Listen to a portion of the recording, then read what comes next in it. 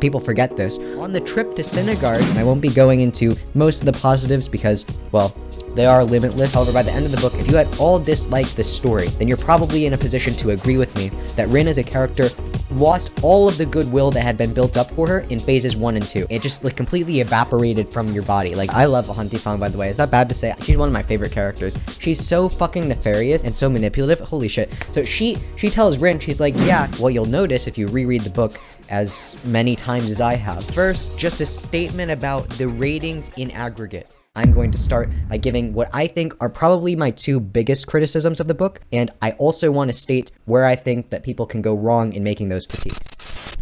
Okay, so for those of you who have yet to be initiated in the lore, which at this point should be, well, all of you, I have now recorded and re-recorded upwards of 5 times a review of the Poppy War that is yet to be released on this channel, and I have read the book more times than I have recorded this, which if anything should tell you that the level of depth that one could go into when analyzing both the critiques and the praises that this novel receives quickly converges on what I will call a creative black hole, where one can just sink all of their literary and rhetorical abilities into should they choose. However, I also think it leaves prime material for one to instead choose to dissect this on only the most surface layer of all criticisms, which I think gives amazing opportunities for one to simply embarrass themselves completely on the internet, which is of course not one of the many reasons why I myself have neglected to publish my review of this book on YouTube, because my takes are always well-reasoned and completely flawless. But it does give me an extreme level of confidence to venture into what I will affectionately call the hive of scum and villainy known as Goodreads, to converse with my fellow esteemed colleagues as we critique this book in only the most meritorious way possible. So let us go, shall we? So ordinarily I would like to begin one of these by discussing what I believe is the ghost-written summary, and in doing so use that as a platform to basically just state most of my perspective as it's relevant to this review. However, I actually don't know if one is written for this, which is very surprising to me, so I can't see it on my page. I feel like there is one, and I just don't have it here. But before I go into what are no doubt the well-articulated critiques in the review section, I think that it's only fair if I at least contribute what I think are some of my best criticisms of this book. And I won't be going into most of the positives because, well, they are limitless, and I don't think it'll be quite as relevant to the majority of the arguments that I'm going to likely make against some of the reviews, and that's already putting things at a disadvantage for other people, which I think is a little bit unfair from its inception, because in this format, I will likely be arguing against things that I disagree with or take issue with or I think are interesting, and other people who wrote those things are not in a position to argue back. So for that reason, I'm going to start by giving what I think are probably my 2 biggest criticisms of the book, and I also want to state where I think that people can go wrong in making those critiques. Because much like the Poppy War, nothing that I say is going to be completely original, but the different iterations that I do see going around of these criticisms, I think are flawed in very meaningful ways from the good criticisms that I think they can be.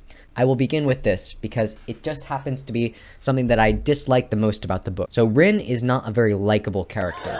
I don't think she's meant to be. You can be easily misled at the beginning of the book that she might be because she is in such a sympathetic position as a character. What you'll notice if you reread the book as many times as I have, she has what are basically all of the same character flaws that are examined and explicitly put on display in the second part of the book from the first part of the book too. It's just she's so much of a sympathetic character because of everything that happens around her and the impossible disadvantages that people place on her unfairly, which is narrativized by the story to make you empathize with Rin's situation as she tries to overcome those same struggles. In the second part of the book, Rin becomes a less active character. And it's not actually because she becomes less of a competent character, it's because the position she's placed in doesn't allow her to do very much, even though the author could, if she wanted to, frame it in a way such that Rin is doing a little bit more given her circumstances. Because I mean, the first part of the book, she's in Sinigard, okay? She's a student. You don't get to do shit as students, but she was still able to be an active protagonist there.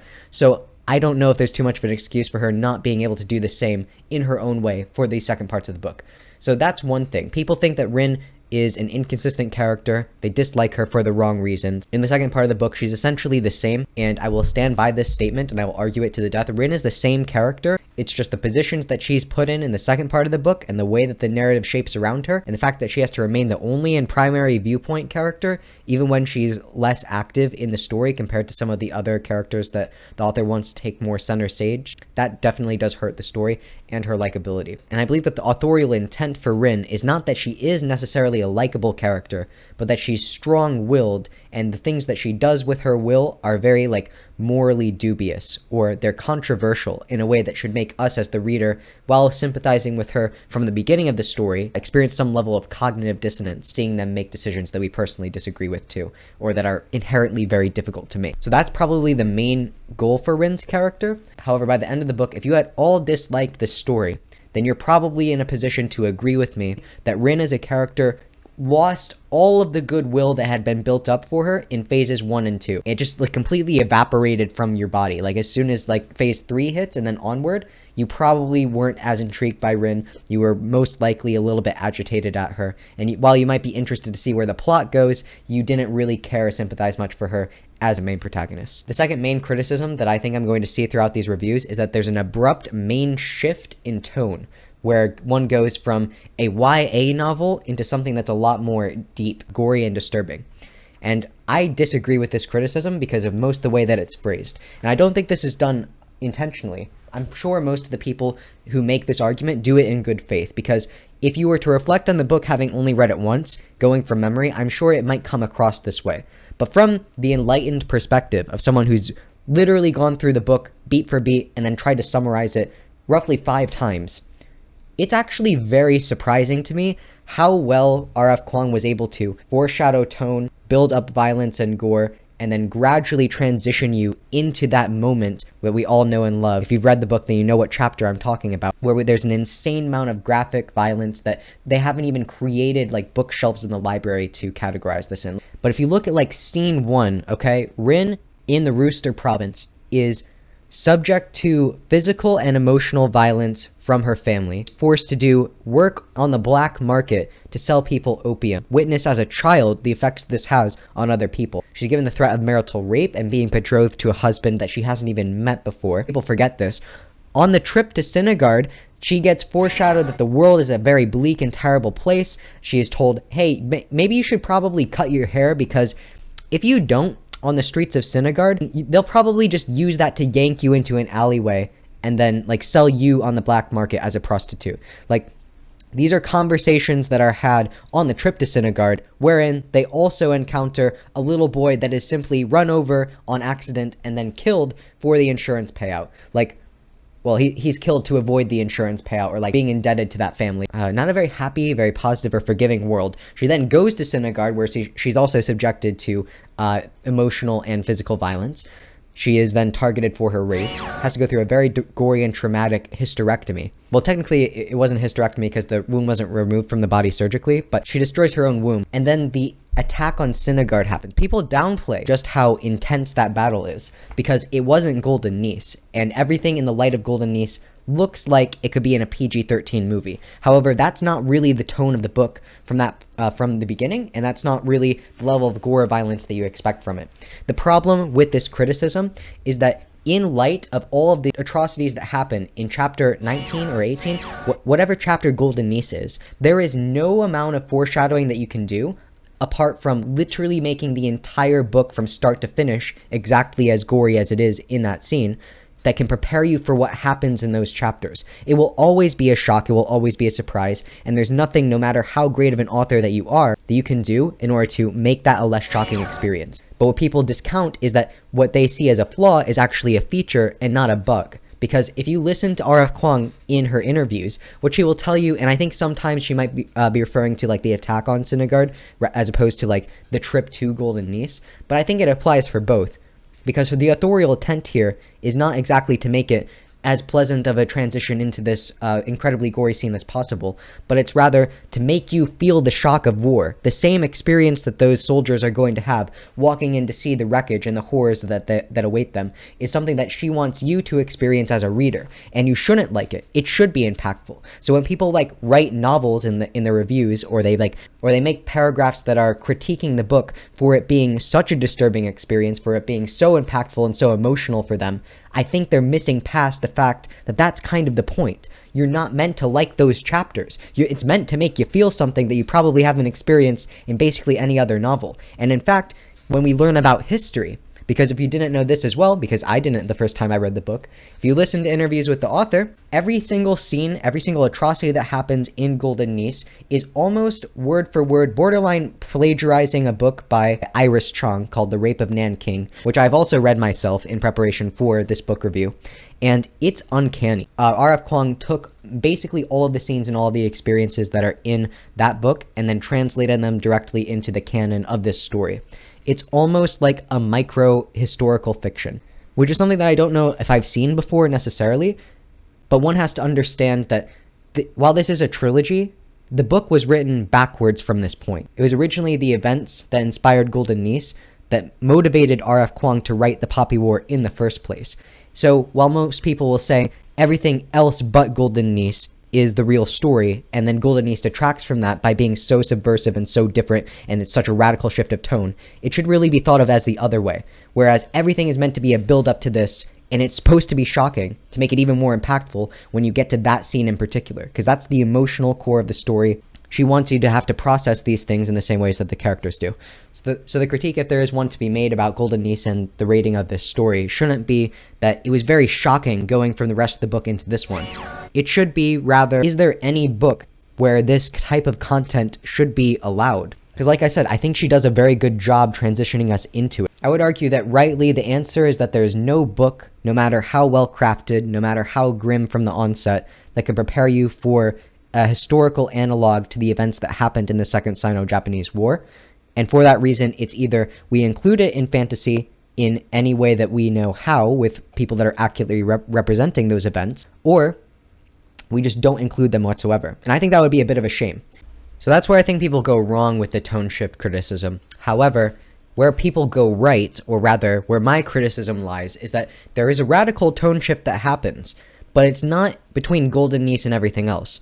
It's between the end of Phase 1, which I categorize as the Synagard plus pre-Synagard arcs, and going into the Psyche. Going into the Psyche from Synagard is a completely different type of book, because like I said, the first part of the book isn't actually a YA that people pretend it to be.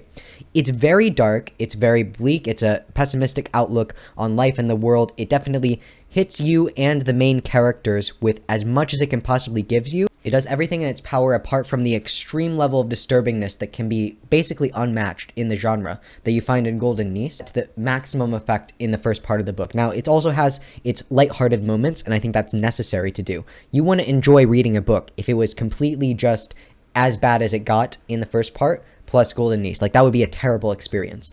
However, the tone shift that happens between the end of Phase 1, so the march on Golden Niece and its eventual conquest, to the Psyche is ridiculous. Like, the pacing of the book literally comes to a screeching halt as the characters are just left sitting, like, locked up in this black tower while the war rages on around them. And in this time, she meets, like, the Arbiter of Pig Gods, a sentient blob of water, and a pyromaniac teenager who makes poop jokes and also makes poop bombs, which is a little bit strange. I also forgot to mention that Rin's parents, well, her aunt, so Auntie Fong, threatened her life. I love Auntie Fong, by the way. Is that bad to say? She's one of my favorite characters. She's so fucking nefarious and so manipulative. Holy shit. So she tells Rin, she's like, yeah, I mean, you probably just should stop studying, and if you don't, then I'm just gonna kill you. Like, who do you think you're gonna cross? And then Rin has to, like, out-manipulate her to try to get out of the situation. It's fucking fire.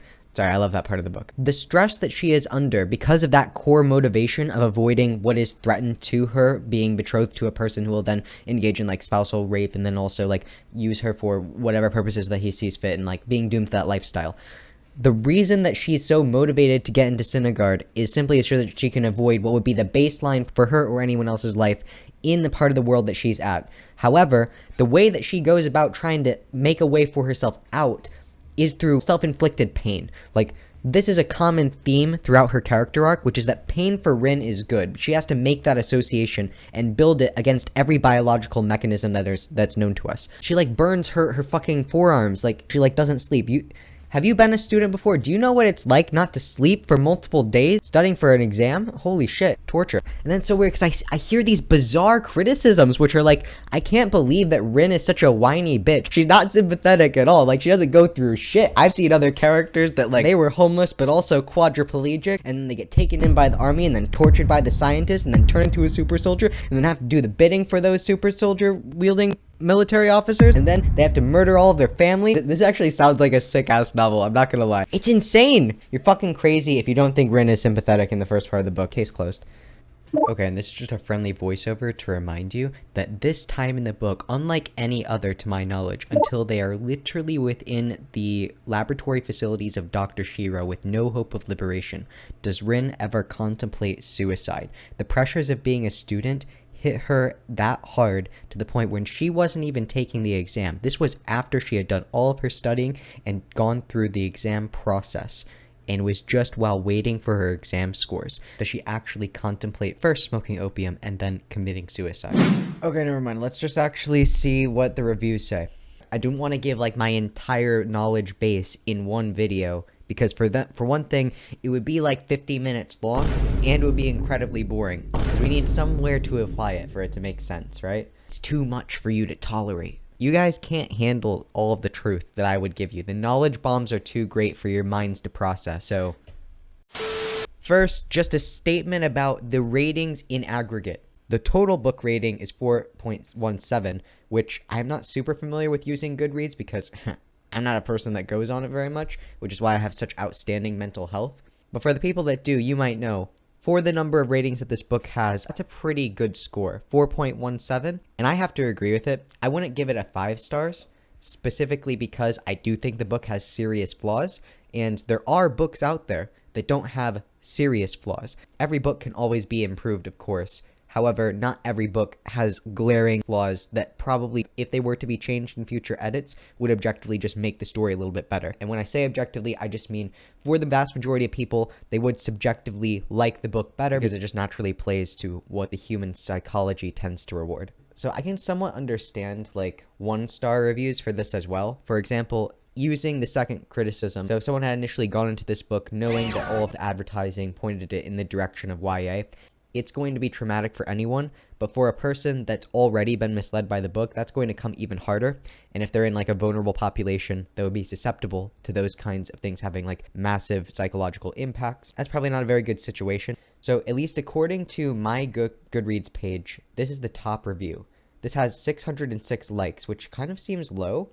I'm not sure. But this person, Lisa of Troy, gives the book 5 stars. Pretty sure Wonder Woman wrote this book. I mean, kind of close. I don't know. Do you guys understand how freaking cool R.F. Kuang is? Like, if you've never looked into her as an author, read up about her life story, or any of the things that she's accomplished at such a young age, it's actually very impressive and super cool. I'm not jealous at all. No, not at all. I definitely don't have a secret grudge against R.F. Kuang for her being far too amazing for the rest of us to possibly compare. So Lisa, hailing from Troy, is all like, Rin, a war orphan, is facing a poorly arranged marriage unless she scores extremely well on an upcoming test, the Kuju. Against all odds, she places into a slot at a prestigious military school. However, Rin's time at the school is cut short as the Third Poppy War threatens her very way of life. So Lisa is clearly doing this because the summary for the actual Poppy War was not written, and she had the absolute confidence, the Wonder Woman levels of charisma, to pen what is a review that ends up at the top ranked position in the Goodreads review section. So she's like, I just gotta step up. If no one else is gonna ghostwrite this summary, then she's going to take it into her own hands. And with that said, I think a lot of people misrepresent the first part of the book, because usually what I hear in summaries is something along the lines of, Rin was in a bad situation as a kid, but she really did want to go to the highest achieving school in all of the country, and she was able to do it against all odds.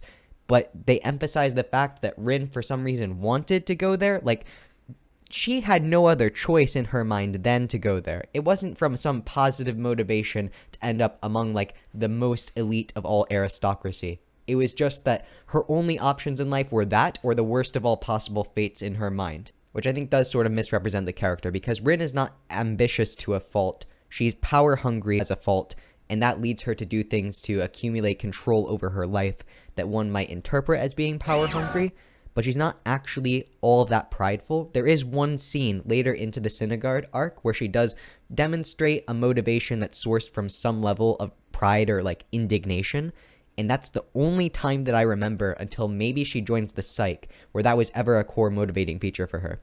Everything else that we see in terms of like her sheer willpower and motivation doesn't come from her wanting to be ambitious. It doesn't really come from her wanting to, score at the best of her class and like prove herself against everyone else to like subvert the system that she finds herself under. It's exactly the opposite. It's that the system that she is under forces her down so much that she has to be the best in order to even have a chance at doing anything other than resigning to the position that it would have her be in for the rest of her life. So it's very much a negative motivation away from doing that. And I think she does a fairly decent job of this. It's a very short paragraph, but I also want to say Rin never had like a coherent way of life, at least not one that was genuinely of her own choosing. You could say that maybe like when she got into Synagard, she started enjoying that lifestyle a little bit. But even then, she was aware that was temporary. Yeah, I'm also going to add, there was one point where she sought to identify herself with the Psych, and she internalized that as a part of her person. Like, she felt as though she was able to establish and feel secure in some sense of community with them because they were so similar in their differences from the rest of the world. But that was very brief and fleeting, and I felt as though it was only meant to satisfy like an emotional need on her end, much more so than it was her fully embracing and intending to live that kind of lifestyle. Because if it were up to them, I don't think they would continue to be military officers in the standing of that as their choosing. I'm pretty sure they would be more integrated into the army. They'd be given more prestigious, more influential roles and be able to, at least within this conflict, hopefully end the war working in coordination with other platoons and units and different army divisions. So while she was, friends with the people in the Psych, she was never like fully integrated into that, and I don't think it's something that she saw for herself like going long term in the same way that she did like taking on a military command or like envisioning that for herself when she was in Synagard. When she got into Synagard, she started enjoying that lifestyle a little bit, but even then, she was aware that was temporary. She probably wasn't going to spend the rest of her life on the campus grounds. What she wanted, at least from the window that we get into her mind and her like future goals, when she was in Synagard before the war had started and then, completely derailed the entire course of the plot, she assumed that she would go on to achieve like some kind of military command. And in doing that, she just wanted to simply be able to make something from herself or accomplish things in her life that wouldn't be resigned to just like a housewife for someone that has more dubious methods of like earning income and like maneuvering themselves in the world. She just didn't want to be like Auntie Fong or be in a position where she has to succumb to her original status in life, because that's objectively pretty bad, and anyone, if given the choice, would want to try to subvert that and overcome. So this City of Troy must have really good standards for review, because I like this short summary, because Lisa talks a little bit about how cool R.F. Kuang is. She begins this next paragraph by saying, R.F. Kuang is also known as Rebecca Kuang. She has attended Georgetown University, University of Cambridge, University of Oxford, and Yale University. I feel like this is more recent, so wait, when did she publish this? Yeah, 2023. Oh, this is recently one of the top posts on Goodreads. Is it just because of the fact that this was posted in like a narrower time frame than maybe some of the other ones? Like, yeah, this was posted 5 years ago and it's still up here, but it has less likes. That's crazy. So Lisa already accumulated more likes than Meg when Meg posted 5 years ago and has all of that additional time working to her advantage. Well done, Lisa. You're really repping Troy for all of us American users. Wait, American users? Why does it say buy on Amazon UK? Is that the only method which you can buy this book? Yeah, R.F. Kuang went to a lot of schools. It's kind of insane. And I don't think she's stopping anytime soon. Most of her academic progress, I think, is centralized around like East Asian culture. So like history and language learning, I think. But I would have to go back and check to make sure. This here says, Kuang was born in 1966 and began writing the Poppy War when she was 19 years old during a gap year in China. I don't know if that's true. So I think R.F. Kuang was in an accelerated program in high school, and then she got into college and then took a gap year during her sophomore to her junior year, where she went to go visit relatives in China. And that was the time when she actually started writing the novel of the Poppy War. But these characters and ideas had been in her mind, and she'd been passively working around with them in her earlier high school years as well. The Poppy War is subsequently published in 2018, where Kuang was approximately 22 years old. Yeah, what are you guys doing with your life? How absolutely remarkable. Yeah, how absolutely unremarkable are you? Holy shit, 22 years old. I'm not 22 yet, so I still have time. But the rest of you, most veteran authors cannot have produced a novel to the caliber of The Poppy War. The book has all the hallmarks of an exceptional novel. It has imperfect characters doing their best and great storytelling. The Poppy War has a female lead who is having important conversation, not just talking about men or nail polish. I don't know what that means. She's having important conversation. Is this like the feminist test where you go into a story or a piece of media and you discover whether like two female characters have a discussion that's not about like girly things or about any of the other male leads? So most female protagonists, eventually they're going to have to talk about things and have conversations that will not be men or nail polish if it's a POV character. Unless maybe you're reading like a romance novel. So it's not romance and it includes female heroines. So yes, it does do those things. What's the important conversation that Rin is having? Does it mean like the internal conflict that she has with herself when faced with the unfair confrontation with the plot? Yeah, I still can't quite know for sure what she's referring to here, so I'm just gonna move on. While this book is fast-paced, hard disagree, okay? It's fast-paced in the first part of the book, but that is not the entire rest of the book. It also has incredible rivalries and interesting backstory.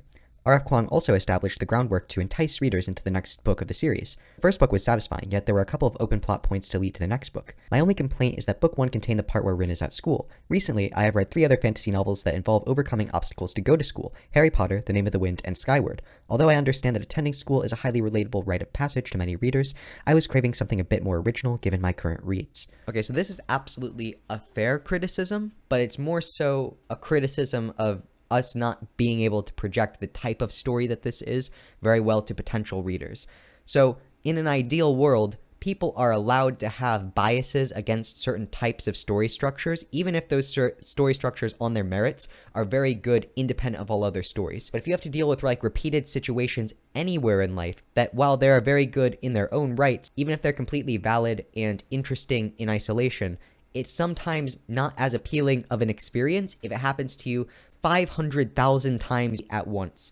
I think that we can all, for the most part, agree to this, if nothing else. So in a perfect world, we would have a communicatory system as a book community, where we could recommend books to other people, given what they like and dislike about certain tropes. Tropes are not necessarily bad, but in this case, any kind of novel that this person were to come across, no matter how great, if it had any kind of school arc, then she probably wasn't going to like it just because she can recognize and compare it so much to like all the other books that she's seen recently. So we would be able to warn her about that fact, and then she could move on to other books until she's less sensitive to that type of trope. And I say trope, but it's really more of like a story convention, because there's nothing necessarily bad with like having a school and then your characters go to that school. It actually makes the most sense. It would be a lot more strange if you just had all the books that starred younger protagonists that for whatever contrived reason or another weren't able to go to school. That's almost like the missing parents convention, where it is kind of annoying that like almost no young protagonists have parents, even though it would make sense for most of them to have them. Also, this is super true. Like, even though it's a relatable situation to have people go to school and like identify with those characters that are experiencing similar struggles, that can also work in the reverse as a double-edged sword, because some people, for having experienced the relatability from a lot of other characters going through the same struggles, the same ability to detect patterns and create those associations in your brain that makes the instance of reading that for the 5th, 7th, 8th time, even if it's done very well, too much of a drag on one's conscience in order to like fully appreciate that book for all the amazing character work or things that it does in its plot. Overall, an exceptional fantasy novel, and I'm excited to read more from R.F. Kuang. Okay, well that wasn't too bad of a review. Like I didn't expect it to be. It was like #1 rated. But let's look at the #1 rated, which is #1 rated 1-star review, which happens to be the next post down. So this is by Goodreads reviewer Meg with 209 reviews and 43 followers. I don't exactly know if that's a good benchmark or holy shit, is this an author? 44.4 thousand. So Meg has 43 followers. I don't know whether that's good or bad, but this was written in 2018. So we can give them benefit of the doubt because 2018 was not our best showing as a species. Meg says, maybe I should have done my due diligence before picking up The Poppy War. I didn't. I just saw that it was 1, an Asian-inspired fantasy, 2, even rarer, actually written by an Asian-American author, 3, highly rated on Goodreads. Okay, so Goodreads does at least have some influence when it comes to the reading decisions of other people. For all I know, it could have 0, and it's just a platform exclusively used to people who are looking to complain about the books that they've already read.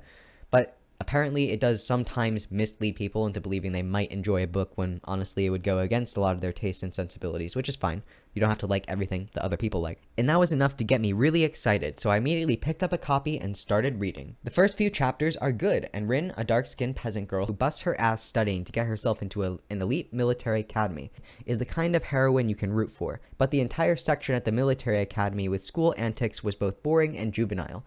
There is a major character who is a teacher and makes fart sounds with his elbow.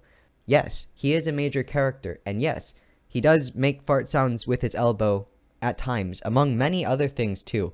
One of my favorite scenes in the book is when he talks to, what is his face? June, Master June. Master June's like confronting him outside of the campus grounds, and he's like, bro, you can't just take this random ass student up to like your mountains because that's against the rules or whatever.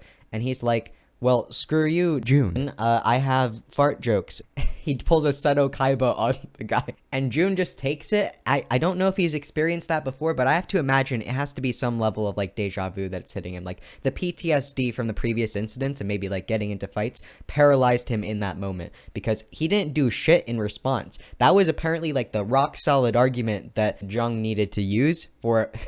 for both Jima and June to be, like, completely off of his ass. It was hilarious. The other thing that I really like is basically how his personality intersects with all the other characters. Like, it plays very well into the fact that he's meant to be someone that's aloof and completely above all of the things of this material world. Like, his consciousness and his state of being, it's not just that he's on drugs and perpetually high, which he probably is. It's also that he's basically transcended all the need for human sensibilities. He just doesn't give a fuck. The guy is like the most incredible savage of all time. And people respect him for that reason. They also hate him for that reason, but they respect him too because they don't have another choice. So the second best scene with Jung is probably when he's talking to Rin, and Rin says something about the fact that she had a dream, and he's like, oh, well, was it about riding bareback, completely naked, on a tiger with Master June? And she's like, no? Wait, do you have this dream all the time? And he's like, maybe. I half remember this scene, but it's great. And then everything that has to do with Widow Mong. Oh my goodness. They are the best duo, okay? Throwing down the gauntlet, okay? If anyone wants to challenge me on this, name a better romantic duo than Master Jung and the Widow Mong, okay? It's so subtle, and it's perfect. For everything that it is, as limited as those scenes are, there can't be a way to improve their relationship with each other. It's amazing. You're just using this as an example for your student. Okay, let's never do that again. This is the Widow Mong, Jung said. She sells me things. Drugs, clarified the Widow Mong. I am his drug dealer. She means ginseng and roots and such, Jung said. For my health. The Widow Mong rolled her eyes. Rin watched the exchange, fascinated. The Widow Mong has graciously allowed you to help her in resolving her problem. Madam, would you bring out the animal? Here's a pig, Jung said. That is a pig, Rin agreed. I named it Sunzi, Jung said happily. The Widow Mong looked like she couldn't wait for Jung to leave. The Widow Mong needs little Sunzi watered every day. The problem is Sunzi requires a very special sort of water. Sunzi could drink sewage water and be fine, the Widow Mong clarified. You're just making things up for this training exercise. Can we just do it like we rehearsed? Jung demanded. It was the first time Rin had seen anyone actually get to him. You're killing the mood. Is that something you're often told? The Widow Mong inquired. Jung snorted, amused, and clapped Rin on the back. It should be noted that I was under the mistaken impression that I was reading a YA fantasy novel. What did I say? This is going to be a criticism that people bring up. The second main criticism that I think I'm going to see throughout these reviews is that there's an abrupt main shift in tone, where one goes from a YA novel into something that's a lot more deep, gory, and disturbing. Okay, so let's see if she uses the competent version of this criticism or if she leans into what is probably the less salient version. Well, I was reading the Academy part. Even though I wasn't enjoying the book by then, you weren't enjoying the... How could you not enjoy the book from... There's almost nothing objectionable about that part. It's amazing. Well, I lied. There are a few things that you could take issue with, but I want to hear what else she has to say.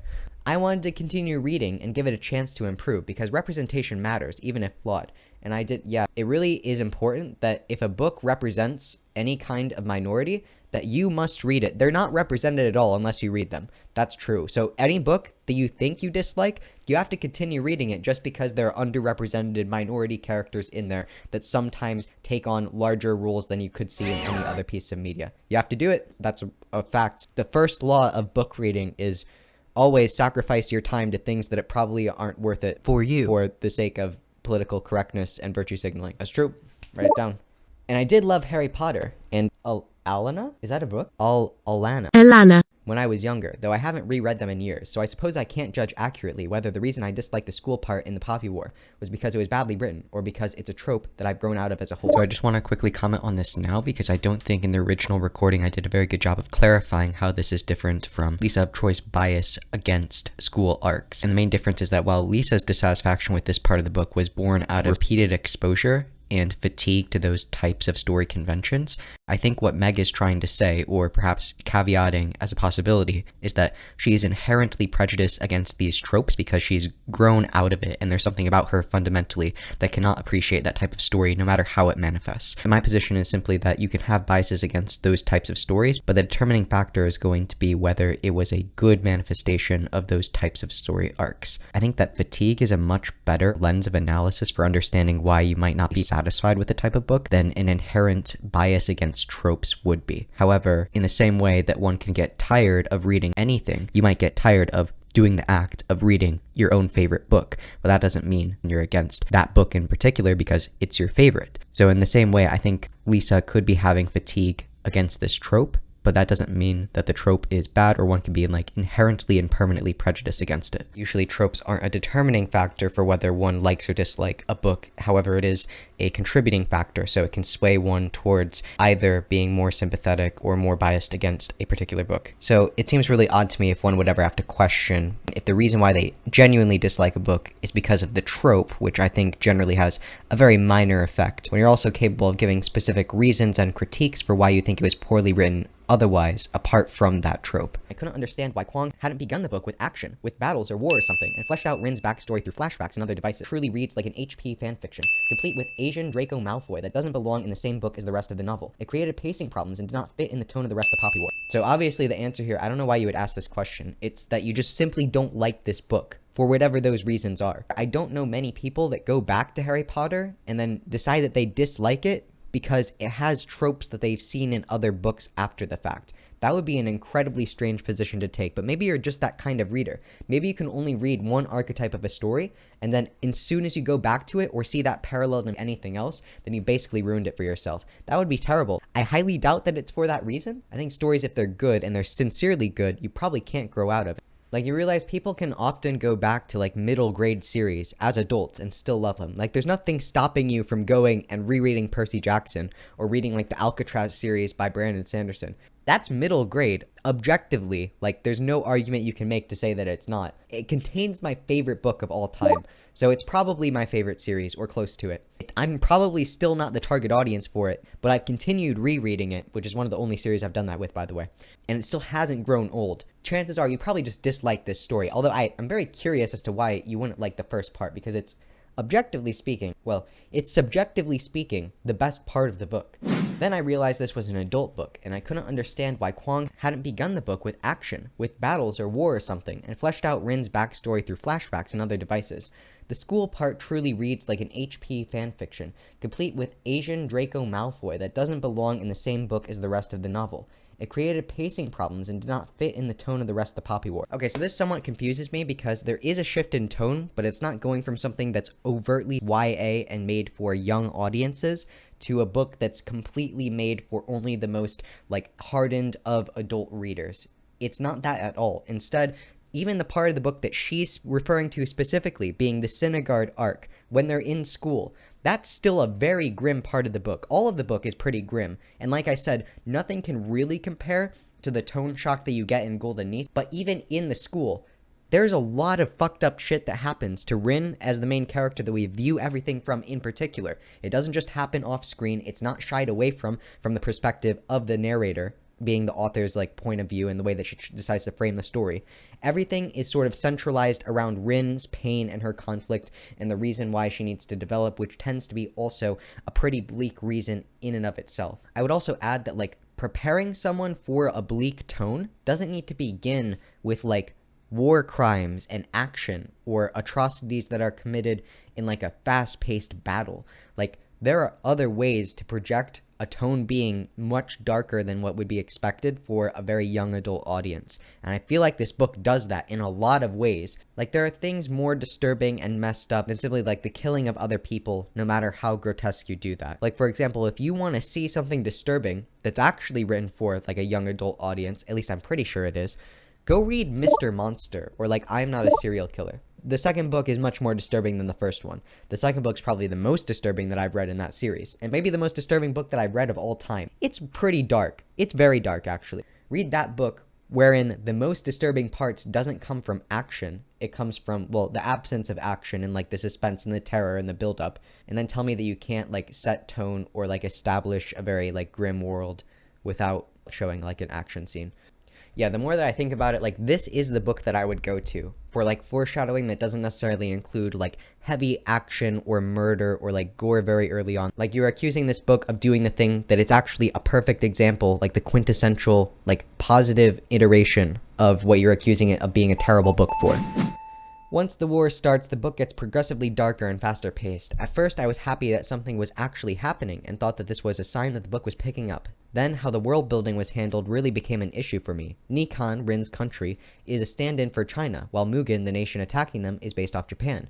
The war that Kwang narrates is based on the Second Sino-Japanese War, though the world she makes isn't adorned with the modern technology to match, with no guns, cars, telephones, or radios.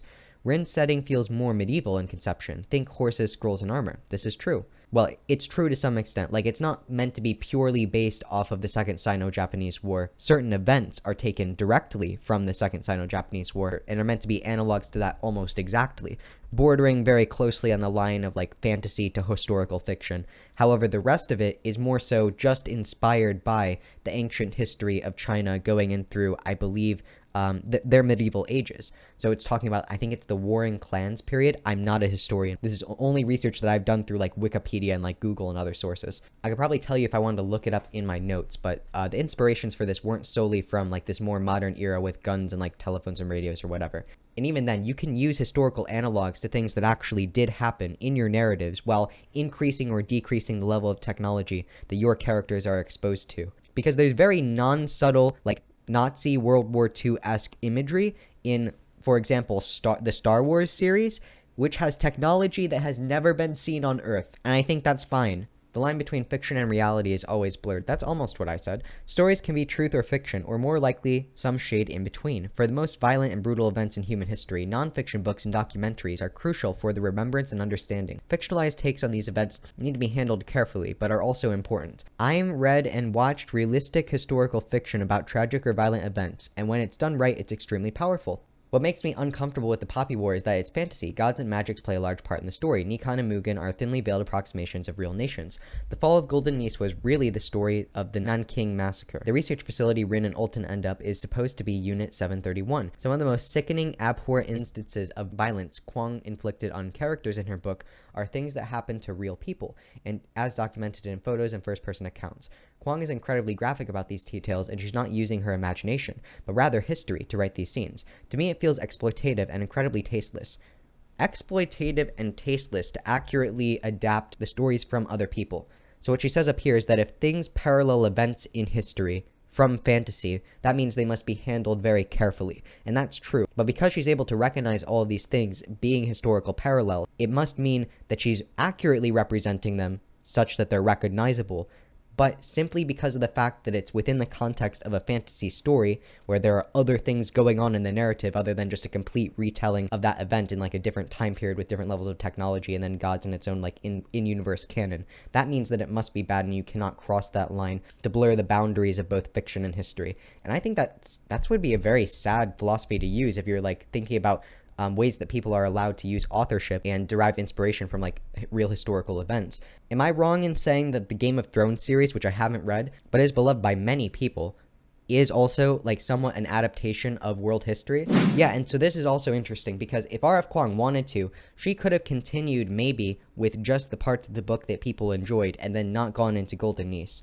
If she wanted to use Golden Nice, then there are less horrific ways that might be more accessible to a greater audience that she could have used. But the point was to do something that paralleled to history. The point was to draw attention to the atrocities of those events. The point was to use her background in history to make the narrative a little bit more close to the human experience. So I can see how the pain of others needs to be treated with some level of respect, and one needs to do their due diligence in making sure it like doesn't draw real world hate or negative attention towards the people that could still be affected by it. That's completely valid. And I think that if it's written in a story where it downplays or discredits the experience of those people, then it's probably not going to be a very good adaptation of those events. And that's just on a strictly moral level. But on a creative level, if one is accurately adapting a historical event to the point where people can recognize it when it's been placed in a book, and it's impactful for them, and it's drawing attention towards those events, being true to what is the spirit of those testimonies, then I don't think one can really argue that it's bad just for being in a fantasy novel and having other things that are going on besides just the testimony from that experience. If a book is done in a quality way with the most integrity possible, which I think R.F. Kuang, being an academic in this field, probably was capable of doing, it'll only draw more interest, popularity, and sympathy for those events that happen and the survivors and people that continue to be affected by it. And I can't really attest to whether it did happen in that way myself. However, I would suspect that it probably has. The utility of it for remembrance for analysis is debatable. I don't know if the casual American reader of this book will have read The Rape of Nanking or been to the Hall of Remembrance in Nanking, or understand how many Asian people from countries Japan attacked during the war still feel anger and pain about the brutal war crimes committed. Perhaps I'm more upset than I should be because I'm also Chinese American and I care too much about how these things are represented and handled, because let's face it, the audience for this work is going to be a majority white Americans who might not understand just how much of this is fact, not fiction, as the extent of how much this is taken straight from the primary sources isn't made explicit in the blurb or in some sort of author note. So by the way, if what Meg is referring to here is simply an overt connection made through either something in the preface or a disclaimer in an author's note, then I would fully agree that it really doesn't sacrifice any of the creative potential to simply acknowledge that it did have source material that was being adapted for those scenes. And in retrospect, I was myself a little bit surprised to know that it wasn't just an oversight on my end, and in fact, it was kind of just left out of the book altogether, which I think if you're familiar enough with the discourse around the book and the context, then it'll be made very clear. However, it is a minor but significant detail that nothing of that sort can be found within the book itself. And I think the book and the way that these scenes are used can only be improved if something like that were to be included. So in effect, I actually do think I completely agree with the point that Meg is making here, and it's probably a good observation. So I can add to this, because the first time I read the book without looking into it any deeper, I didn't know that any of the events were inspired by actual World War II war crimes. To some extent, I suspected that maybe like the ambiance of the series, and obviously like the aesthetic of it, was taken from like medieval China. I knew it was like East Asian inspired, and probably the religions were derived from some grain of truth as well. However, I can say this, being the non-culturally aware white American target audience, not knowing that, I didn't have any less sympathy for people if they were to actually have gone through those kinds of war crimes. And in fact, if anything, I probably assumed that in the depravity of the human experience that can exist, similar things like that have happened. And so even though I wasn't aware of any history of China, which you probably couldn't get me to read if not from a fantasy book just on my own time, then I would be in a much worse position to sympathize or be knowledgeable about anything in history, much less already be primed to agree with what most historians and most people probably feel in the aftermath of those events. In addition to that, I was a person that was motivated to go and read The Rape of Nanking just as you have. And I mean, you say that it's debatable the utility of this, but everything that I've seen has only been a positive reaction in all of the ways that you would probably agree with.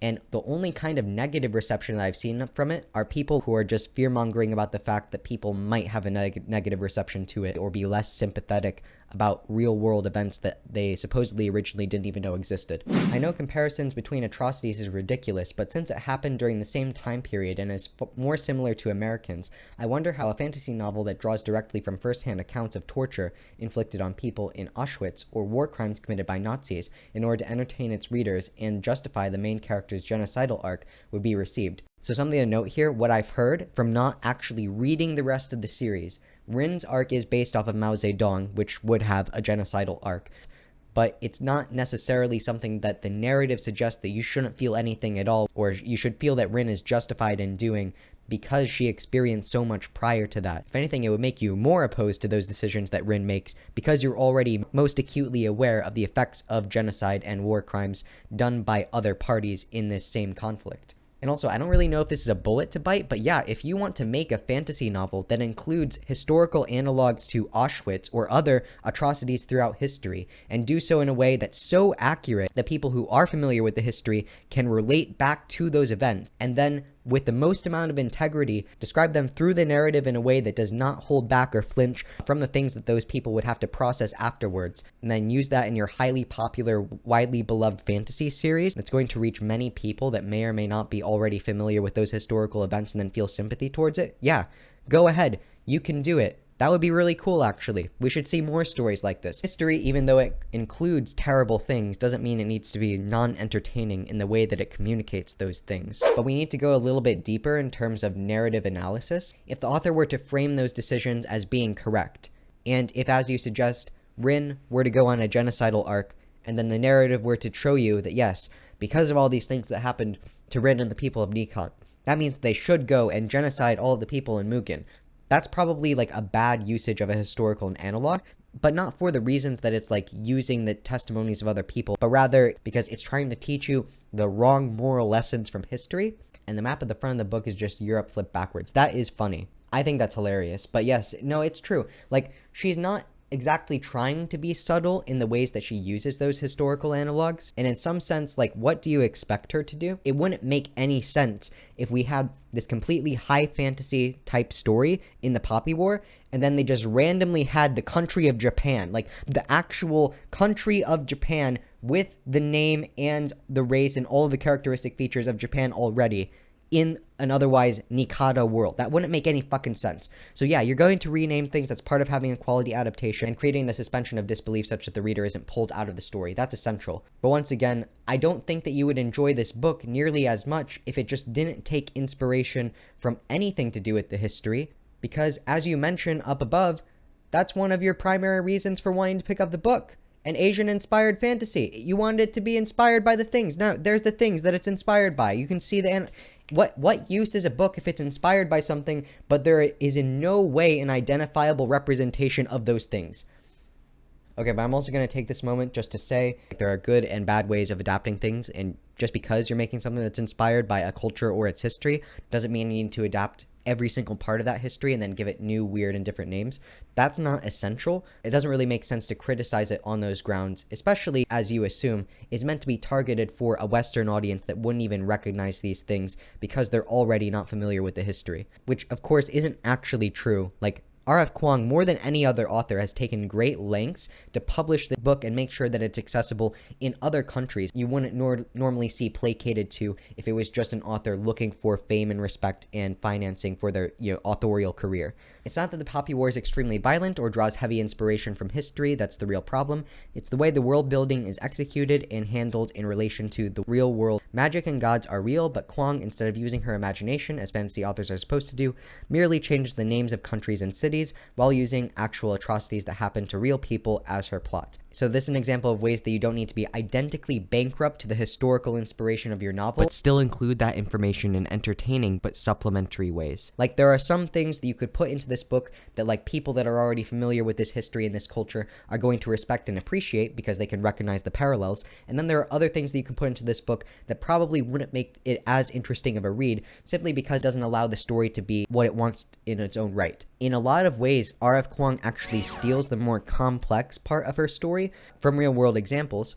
I think this was an assault that was made on the ships that were preparing for a siege on a city, not Golden Nice. It was the second one that they went to. I think that was taken from a real-world example. It's really hard to be an expert on everything. And what she is an expert on is real-world history that already does the hard work for her in terms of making things realistic and believable and interesting to witness. So the way that attack worked probably isn't something that she came up with herself, but it was enhanced by the fact that it was parallel to history. However, if it were to go further and you just repeat the entire sequence of events that can be found in, like, historical biographies, then that's not going to be very interesting to read. And like I said, you can find other authors that probably take their big action set pieces, things that they use to reach to the emotional core of their characters and get them where it hurts humanity most deeply. So for example, characters in the Game of Thrones series, once again, haven't read it, but I do know it's informed by some historical events. You probably couldn't get that series as well as it's written without those historical examples and things to take inspiration from. You are an author, but that doesn't mean that you need to 100% just imagine everything that happens in your story. Kwong, I know, has the academic credentials studying Chinese history to back up her reasoning. Even so, to me, her story drugged up X-Men teenagers making stupid decisions. True! Okay, yeah, I'm also pissed off by the psych. That was probably not the best part of her book. I don't know if you can say that it failed to be respectful to the historical influence that it uses, because these are two different, almost completely compartmentalized versions of the story. You'll notice that even if these characters, if you don't like them or they don't strike the tone that you think one needs to capture when assuming the gravitas of these events, where they may or may not be acting like X-Men children, when they do enter into what is like the historical fiction parallel type scenes, they treat it with the appropriate weight that you would expect one to. That might be how some people experience those events in real life. I'd actually like to have a further discussion of people who think that it was insensitive and thought that the way that the story was handled in other parts discredited the events that were accurately represented. So this is what I'll say: no matter how hard you try, there's always going to be books that exist that are going to not, in the most optimal way that you think is fit, represent historical events or things that you care about most deeply. That's always going to happen no matter what. If you would like a more sensitive adaptation of these events that can be disseminated to even more people, then you give critiques that are specific enough for authors to adopt that into their writing and make better books. And I know that's hard. I know it's difficult, okay? Not everyone is meant to be a writer. But this is what I want to see from the community like going forward. And then we can communicate with each other for both authors that disseminate information and people that receive and scrutinize information to make us all a little bit better at this. So this is what I want to see, and that ideally is meant to be the strength of criticisms. For one, it's meant to be a deterrent to people who will read your criticism and then not waste their time with books that maybe you believe are bad for the reasons that they would dislike. Another reason is exactly what I think Meg is trying to do with this review, which is simply to target this author or other authors that might be receptive to it in some subtle way, try to change the way authorship is done as it relates to this topic. And that's very valiant. That's very admirable. I want more reviewers to do that. I just wish that in the way that we do it, it could be a little bit more constructive. Jesus Christ. Okay, hold on. So I talked about that for way too long, but going down to Persephone C, or is that Persephone Moon? This book has done irreversible damage to my mental health. See you all in therapy. I cannot agree more, Persephone C. I will be in therapy for other reasons. It is my path in life, academically and in my career. So we'll see how well that goes for us. I'm with you. I had to put down this book in the middle of reading it. I don't know if it was at Golden Niece. It might have been in the 731 adaptation scene where they're like talking to Dr. Shiro. That was pretty intense. Everything about this book tends to be pretty intense, apart from the brief lapses into something a little bit more lighthearted. I hope that you get the help that you need, Persephone. And if you want a book that's a lot more healing, a book that can give you lots of positivity as opposed to the relentlessly grim outlook on the world that this might, then I highly suggest the Alcatraz series. Basically, I made this entire video just to pitch this book to you. There could not be a better argument in favor of reading that series after reading this. Go read it now.